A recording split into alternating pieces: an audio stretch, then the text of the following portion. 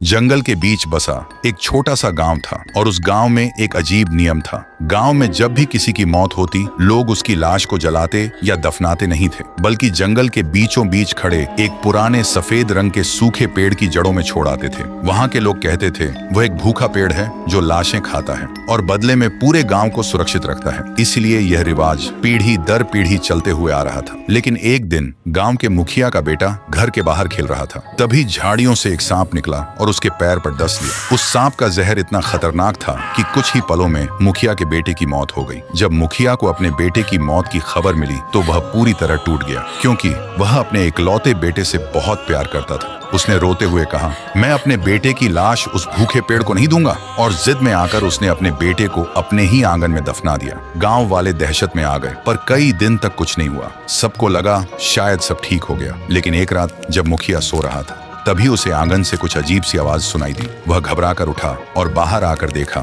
उसके बेटे की कब्र की मिट्टी अपने आप फट रही थी। ये देखते ही मुखिया का खून जम गया। उसने भागना चाहा, लेकिन तभी कब्र के अंदर से एक मोटी जड़ बाहर निकली और पलक झपकते ही मुखिया को जकड़ लिया। मुखिया दर्द से चीखने लगा, लेकिन एक और जड़ उसके मुंह के अंदर घुस गई और अगले ही पल उसे जमीन के अंदर खींच लिया। अगले दिन सुबह जब गांव वाले मुखिया के घर पहुंचे तो उन्होंने देखा वहां न आंगन था न कब्र। उनकी जगह वहां सफेद रंग का वही भूखा पेड़ खड़ा था और उस पेड़ की टहनियों पर मुखिया और उसके बेटे के कंकाल उल्टे लटक रहे थे। ये देखते ही पूरे गांव में चीख पुकार मच गई। कुछ लोग डर के मारे वहीं गिर पड़े तो कुछ जान बचाकर इधर उधर भागने लगे। तभी उस भूखे पेड़ के अंदर से एक पिशाचिनी का सिर बाहर आया। उसकी आंखों में एक शैतानी चमक थी और उसके होंठों पर एक खौफनाक मुस्कान थी। उसे देखते ही सब डर के मारे कांपने लगे और तभी वह एक बेहद डरावनी गूंजती हुई आवाज में बोली, आज तक तुम लोग मुझे लाशें देते थे, अब मैं खुद चुनूंगी। तो दोस्तों, क्या वह पिशाचिनी पेड़